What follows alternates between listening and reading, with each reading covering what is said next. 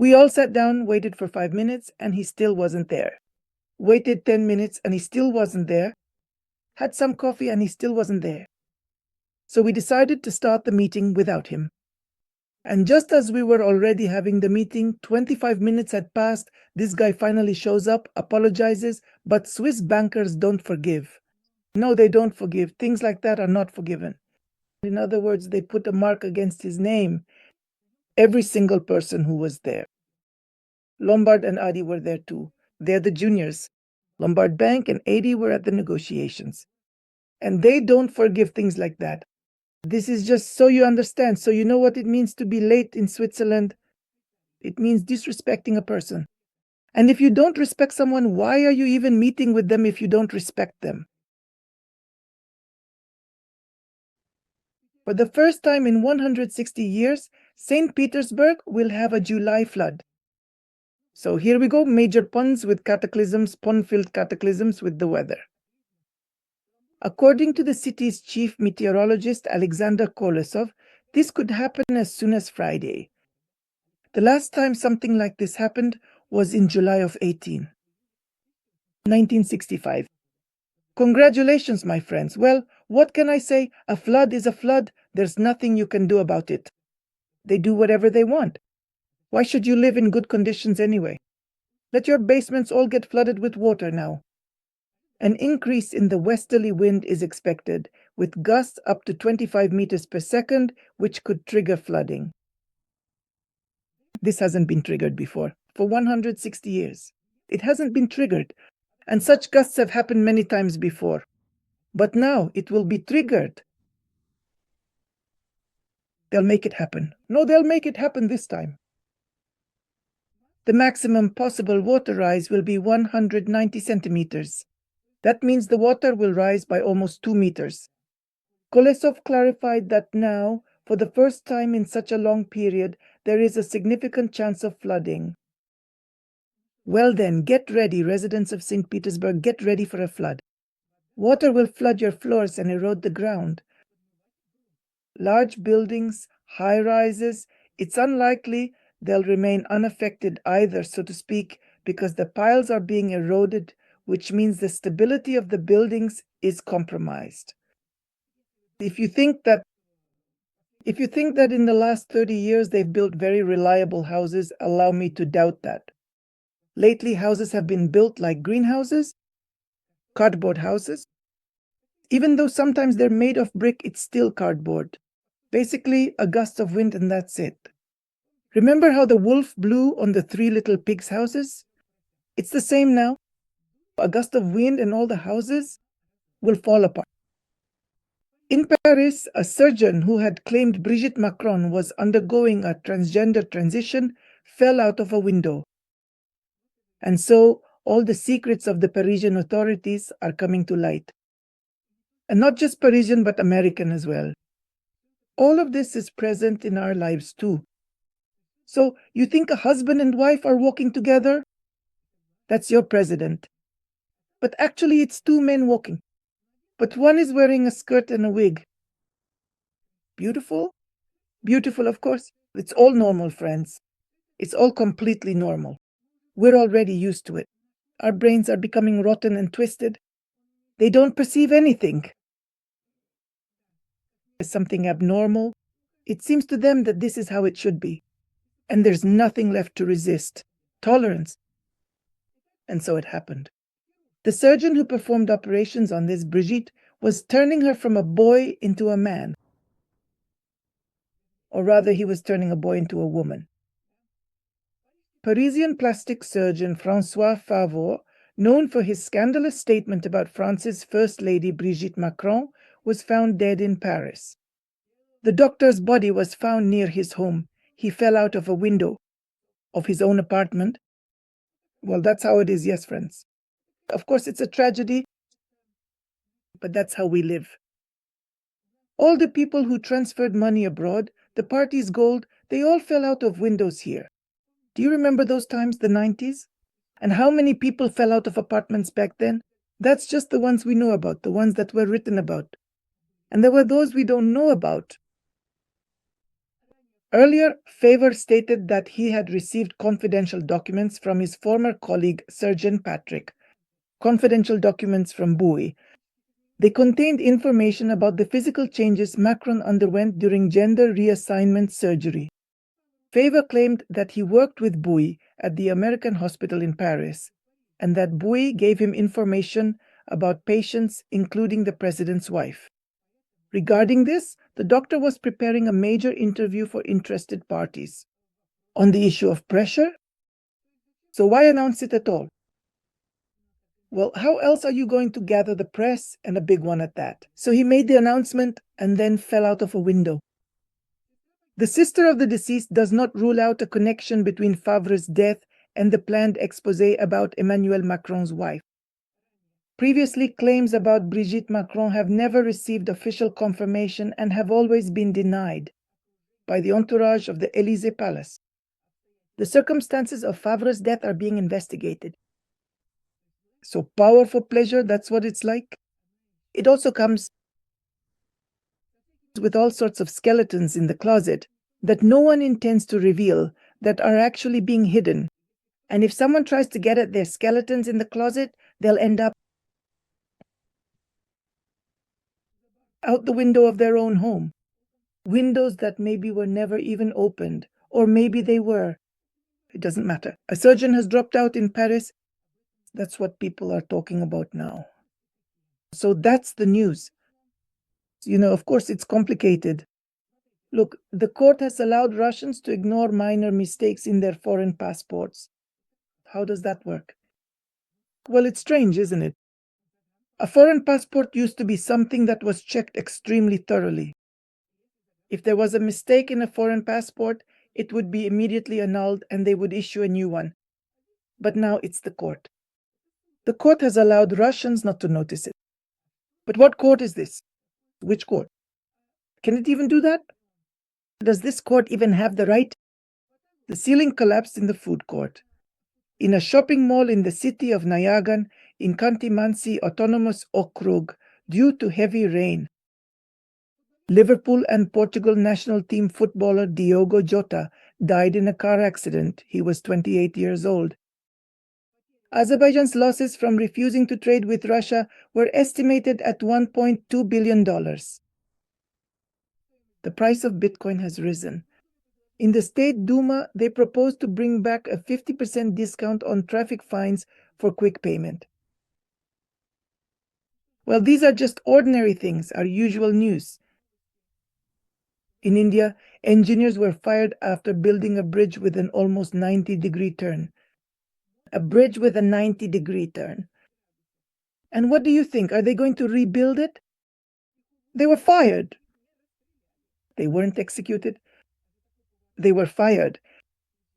And for a turn like that, my friends, because people will lose many lives on that turn. A perfect 90-degree turn on the bridge. What is that going to be? It's a trap, a death trap. It was originally supposed to greatly improve transportation and connectivity between the various districts. However, the sharp turn created significant problems for the regular flow of car traffic. The company responsible for the construction, as well as the firm that designed the project, have been blacklisted by the state of Mahanyadava for submitting an incorrect project.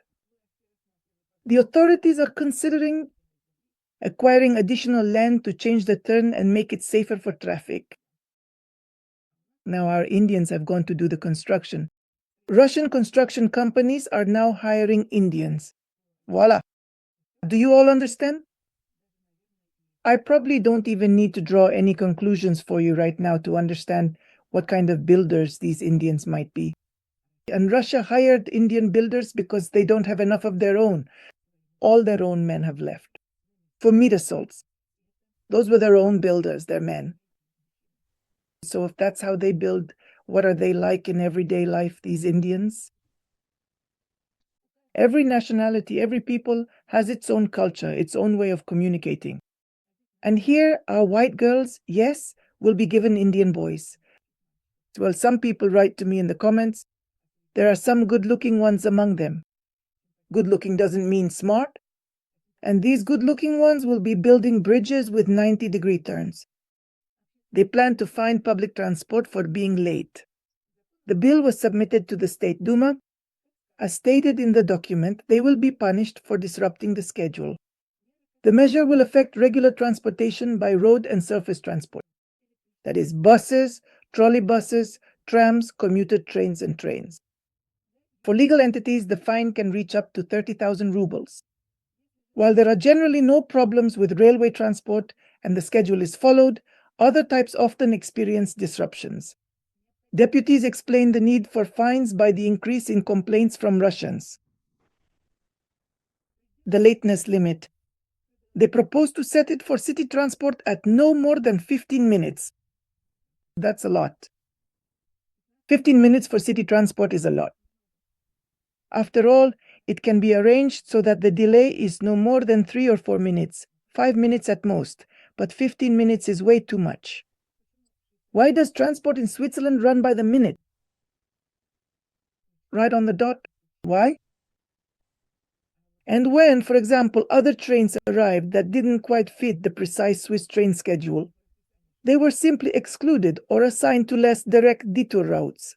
Nowadays, they choose different partners, but those trains are ultimately still sidelined.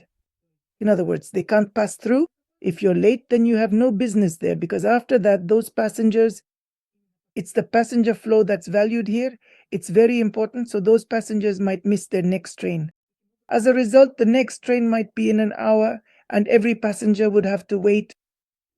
They don't make schedules like that. Instead, they make it so that everything is almost back to back, so you have just enough time to transfer from one platform to another. Sometimes there were even just 3 minutes, but of course you get off the platform and board another train on the same platform. It's possible. Usually you have 7 minutes to transfer, but sometimes it's a bit more. That's why even for suburban trains, a delay like in Russia, where they allow 30 minutes, is just outrageous. You can't do that. You can't think that way. But in Russia, anything goes. Absolutely anything is possible in Russia. Because in Russia, people don't understand that there should be punctuality. Let me tell you about an incident from my own experience, friends. Once, a guy from the Ministry of Foreign Affairs, we were organizing a conference, a meeting. At that time, Russian business was just starting to go abroad. We were organizing a meeting in some banks. And so, at Lombard Odier Bank, which is a private bank, in Switzerland, or rather in Geneva, there are 5 private banks of a very high level. Ordinary people are not accepted there. Even if you have millions, they still won't accept you. Private banks are something special. You can only get in by recommendation. So we were organizing events in 3 private banks. Well, the first Russian businesses were just starting to go abroad. Everyone understood that this would involve big, huge money. So we had a meeting. A representative from the Ministry of Foreign Affairs was supposed to be at this meeting. We all sat down, waited for 5 minutes.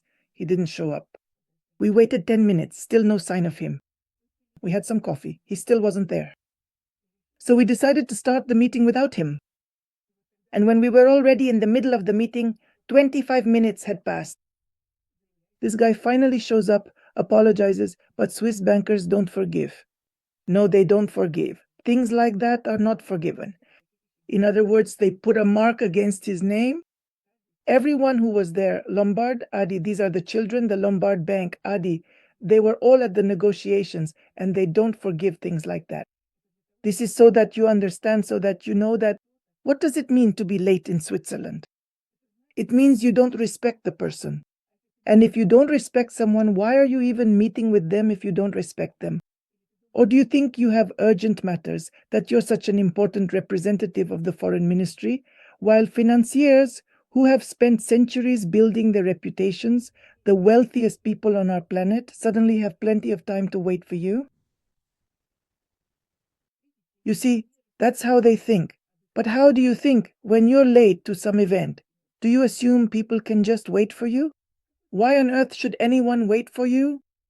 Well, there's no reason at all. Where has that ever been seen? Where has that ever been heard of? No, they won't wait. There are rules of conduct, manners, and education. And if a person is uneducated, well, it doesn't matter if you graduated from MGIMO if you lack a sense of tact and proper behavior. That's typical for Soviet people. For Soviet people, that's exactly normal behavior when no one pays attention to it. I always arrive on time. Others don't arrive on time. Wait. No, we won't wait. Once, I recall having a particularly significant meeting with my nephew, a man whose name was widely known and recognized all across the entire Soviet Union, for he was, in fact, the nephew of our esteemed General Secretary. We were supposed to, and back then there were no mobile phones. We lived on the Garden Ring. I lived on the Garden Ring. He lived on the Garden Ring.